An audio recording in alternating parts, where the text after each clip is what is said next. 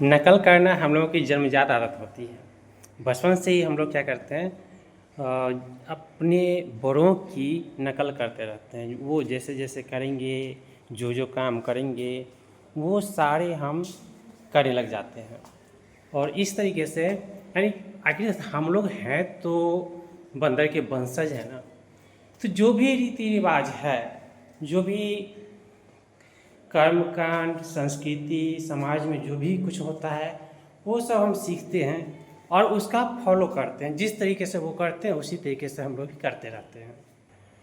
लेकिन नेचर जो है, प्रकृति जो है, वो हमेशा समय के साथ बदलता रहता है। और हम अगर समय के साथ नहीं बदलेंगे तो हम पिछड़े हुए समझे जाएंगे और अपने रीति रिवाज को लेकर के हमें आगे बढ़ने में कठिनाई महसूस होगी और हमें लगेगा कि जो समय के साथ हम आगे नहीं बढ़ रहे हैं, हम पिछड़ापन महसूस कर रहे हैं।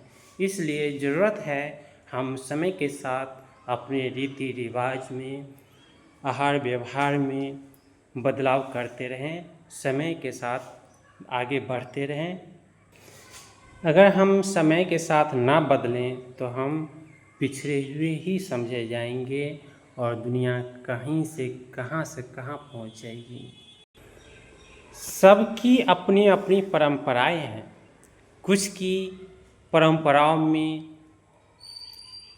फूहड़पन आ गया है, कुछ जिसे रिमूव करने की ज़रूरत होती है और कुछ जो है उसमें सुधार की ज़रूरत होती है और कुछ को एडॉप्ट करने की ज़रूरत है, यानी ग्रहण करने की ज़रूरत होती है। अपनी आवश्यकता के अनुसार से, समय के अनुसार से हमें उसमें बदलाव करने की बहुत ज़रूरत पड़ता है।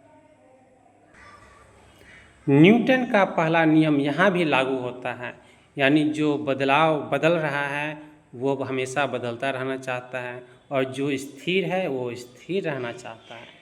यानी गति का जो नियम है, परिवर्तन का जो नियम है, वो यहाँ भी हमारे संस्कृति पे, सभ्यता पे भी लागू होता है। जो आगे बढ़ रहा है वो तेज़ी से आगे बढ़ रहा है और जो अपने स्थिरता को बनाए रखना चाह रहा है, बदलना नहीं चाह रहा है, वह वहीं रुका हुआ है, वहीं पड़ा हुआ है।